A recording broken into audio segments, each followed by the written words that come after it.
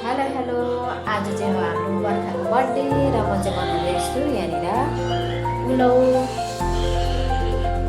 यता चाहिँ चिकन पाकिसकेको छ, यता चाहिँ म बनाउँदैछु पुलाउ।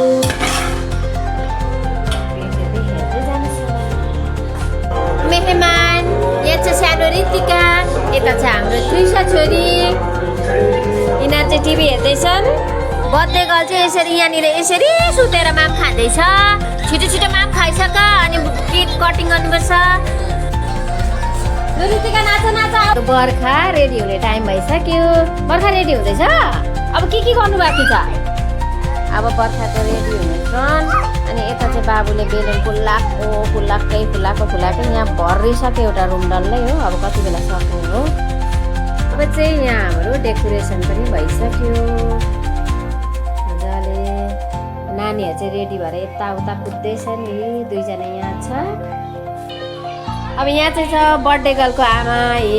बर्थडे गर्ल जस्तै भइसक्यो आफै। छोरी चाहिँ बर्थडे गर्ल चाहिँ हाम्रो यता फोनमा बिजी छ फिलहाल चाहिँ। यता आमा पनि हुनुहुन्छ। बर्थडे गर्लको आमै एकदम रेडी भएर बस्नु भएको छ। लु हेर त यहाँ मेलमिलाप आमा सेम टु सेम भएर मलाई छुट्टायो त्रिसाले। यहाँ छ केक। रेडी हुँदैछ। अब चाहिँ स्टार्ट हुन आँटेको छ केक कटिङ। नानीहरू एकदमै एक्साइटेड भइसक्यो।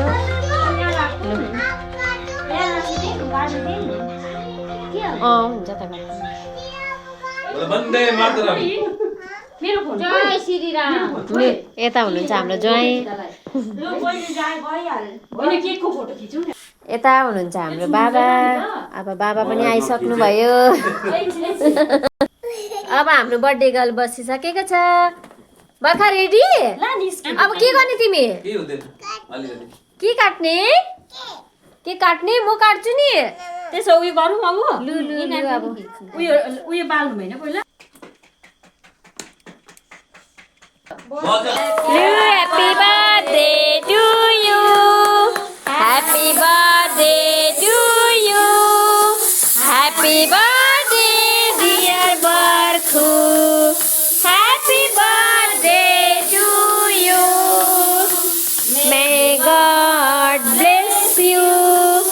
May God bless you. Happy birthday dear Barkhu. अब बाबा आमाले टिका पनि लगाइदिनु हुँदैछ बर्खुलाई।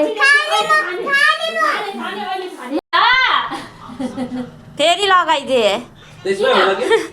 भएन? लु अब गिफ्ट देऊ बर्खुलाई।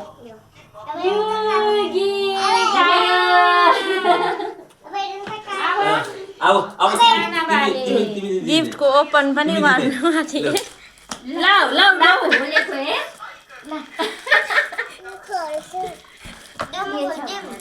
अब तिमी दिने लु। दुईजनालाई राखेर फोटो खिच्दिउँ न एकपल्ट। नानी अहिले हेर्नु नि एकछिनमा ल।